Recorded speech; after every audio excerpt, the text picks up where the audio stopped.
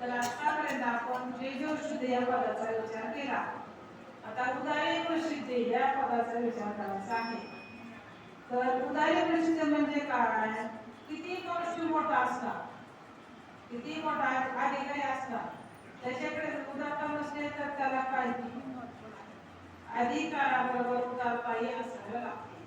तर या आपल्या भारत देशामध्ये 3 वस्तू उदार आहेत, पण संतांची बरोबर करू शकत नाही. तर कल्पतरुकामध्ये चिंतामणी आवडीची तरी पुरत असते. या 3 वस्तू उदार आहेत, पण संतांची बरोबर करू शकत नाही. तर कल्पतरू असा आहे बघा, आपण जशी इच्छा करू तशी पुरवते, पण हित अनहित जाणत नाही. कल्पतरू एकदा काय झाले, एक मनुष्य गरीब असा रोज जंगलात जायचा, लाकडं गोळा करून आणायचा आणि उदरनिर्वाह करायचा. एक दिवस त्यांनी काय कल्पना केली, अशी दाट सावली झाडाची, तिथं बसला आणि म्हटला इथे जर पाणी असतो पिला असतो. लगेच पाण्याचा तांब्या पुढे आला. त्यांनी कल्पना केली, पाण्याचा तांब्या पुढे आला, पाणी पिला. म्हटला तिथे जर चटणी भाकरी असं खाल्ली असती, लगेच पंचपाकोणचा पुढे आला, जेवला. म्हटलं एखादं कोसर किंवा कोरडी असतं झोपला असतो. म्हटले लगेच कॉड पाय दुखू लागले, झोपला कॉडवर. आणि म्हटलं की तिथे जर पत्नी सकाळी असते पाय दाबले असते, लगेच सुंदर स्त्री पुढे आली. म्हणजे काय प्रकार आहे, पाय दाबू लागले त्याचे लगेच. म्हणजे काय प्रकार आहे तो माणूस म्हटला. म्हटलं भूत नाही, ते भूतच पुढे आलं आणि खाऊन टाकलं नाही, खाऊनच टाकलं. कल्पतरू सांगत आहे मी. कल्पतरू म्हणजे आपण जशी इच्छा करतो तशी पुरवते, पण ही नाही जाणत नाही. एखादा दुर्दैव असते त्याला नाश जाऊ शकते. कल्पतरू. चिंतामणी 2 नंबरला चिंतामणी सुद्धा असेल. आपण उदारी कशी द्यायचे विचार करत आहोत. चिंतामणी सुद्धा आपण जसं चिंतन करू तसं पुरवतो, पण तो सुद्धा गीता नाही जाणत नाही. तर फक्त चिंता नाही करायची, आपण चिंतन करायचं बाबा. तो आपली काळजी वाढ, त्याचं फक्त चिंतन करायचं, त्याचं भजन करायचं. चित्ती तुझे पाय डोळा रूपाचे ध्यान, अखंड मुखी नाम तुझे वर्णावे गुण. या चित्ताने फक्त भगवंताचं चिंतन करायचं, तो आपली चिंता वाढतो. त्याला सगळी काळजी आपली, आपले सगळं तो करतो, त्याला भजन करावं, काय करायचं नाही. आणि कल्पतरू चिंतामणी कामधेनू, तिला मला कामधेनू आहे. कामधेनू सुद्धा असा आहे ही काम नाही जाणत नाही. तर कामधेनू एकदा काय झालं, विश्वामित्र राजे ते शिकारीला चालले. आपले सर्व सैन्य समोर घेतलं आणि शिकारीला गेले वनामध्ये. वनात गेले, त्यांना तहान लागली, ऊन लागलं, तहान लागली, भूक लागली. तर एका शिपायाला म्हणले, झाले तिथं आश्रम पाणी मिळालं घेऊन ये.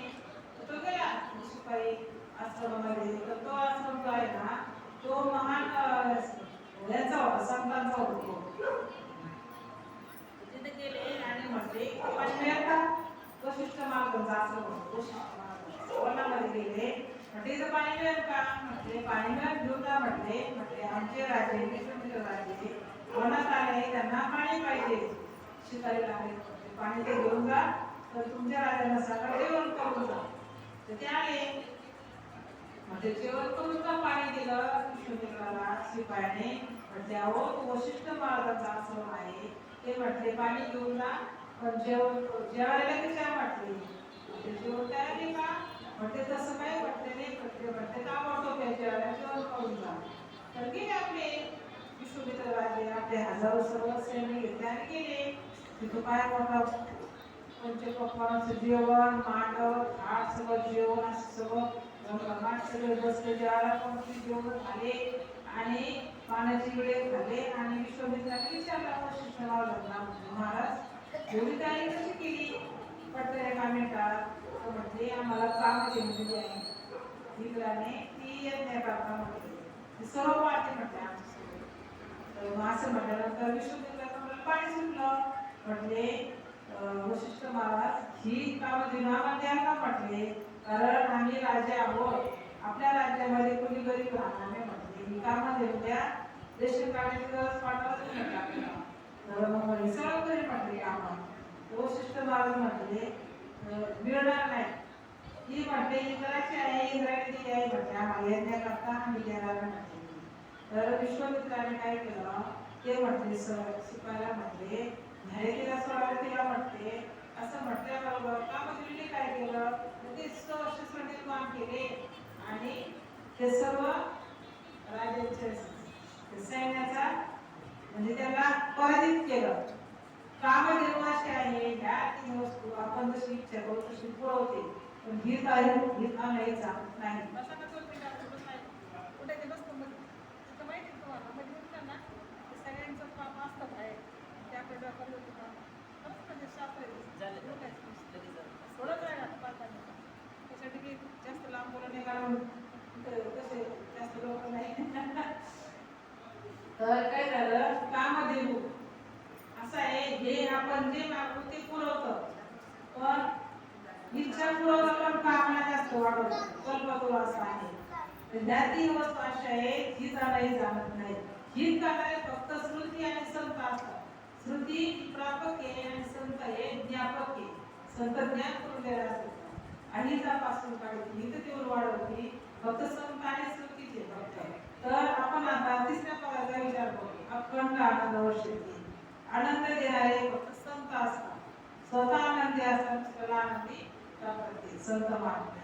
तर एकदा काय झालं महाराजांच्या प्रवचनात सत्य हे जे सर्व सांगितले सर्व सत्य घटनेवर असतं सांगितलं. हे काही काल्पनिक नसतं, सर्व घडलेले आहे.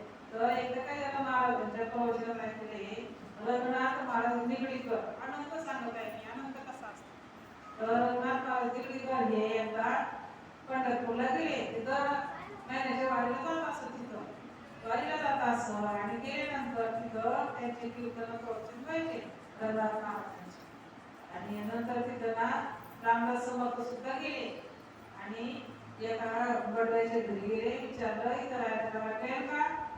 त्या गडव्याने सांगितलं हा म्हटले साधू दिसतो म्हटले दाढी जटा यांच्याकडे काय मिळाले म्हटले जागा आहे म्हटले पण गायचे गोठे गायचे गोठे म्हटले उत्तम चालेल म्हटले मला जागा गायचे गोठे थांबले ते.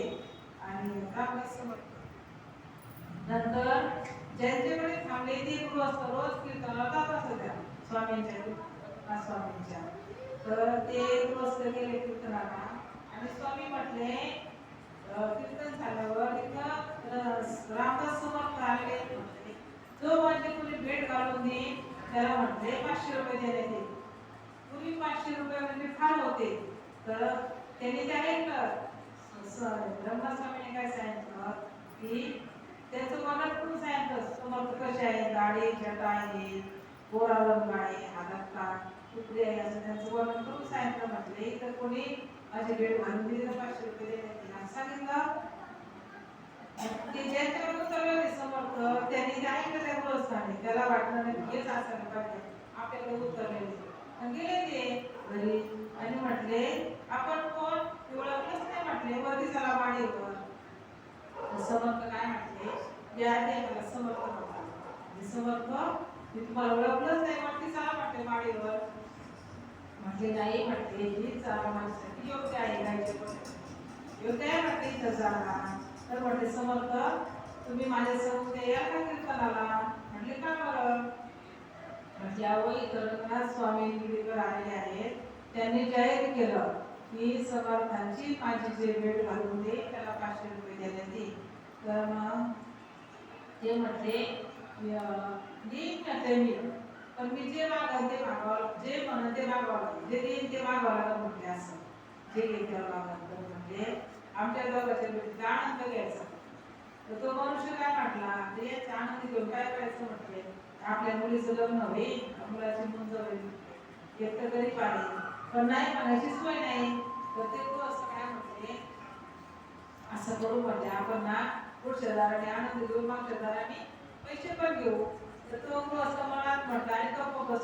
स्वामी काय समर्थ काय म्हटले काय गप्प बसला? म्हटले काय नाही म्हटले स्वामी काय नाही म्हटले समर्थ. असं म्हटल्यानंतर गेले ते कीर्तन झालं भेट घालून दिली आणि नंतर ते म्हटले स्वामी जाहीर केलं त्याने माझी कोणी भेट घालून दिली त्याने 500 रुपये घेऊन जावं. असं म्हटल्यानंतर तो गृहस्थ उठला. तर मग स्वामी लगेच समर्थ लगेच बसले असं काय बाबा ते कुठला स्वामी म्हटले तुमच्या भेटीचा आनंद द्या म्हटले, मला पैसे नको. तर मग स्वामी काय म्हटले, ही यांची चुकी नाही, हे पैशाचे लोकी आहेत.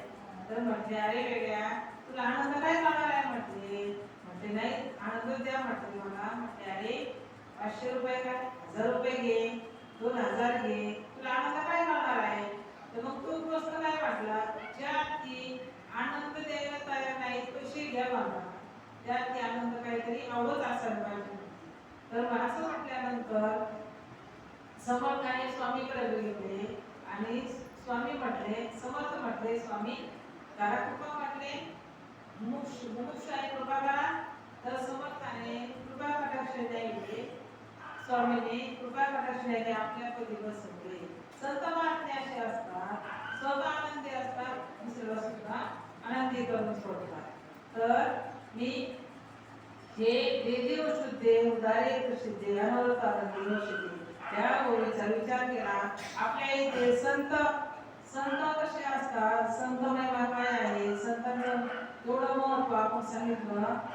पवित्र आणि शुद्ध असतात, त्यासाठी हिमोगिनी उद्भवली ही माझी सद्गुरू भागवत महाराज कळली.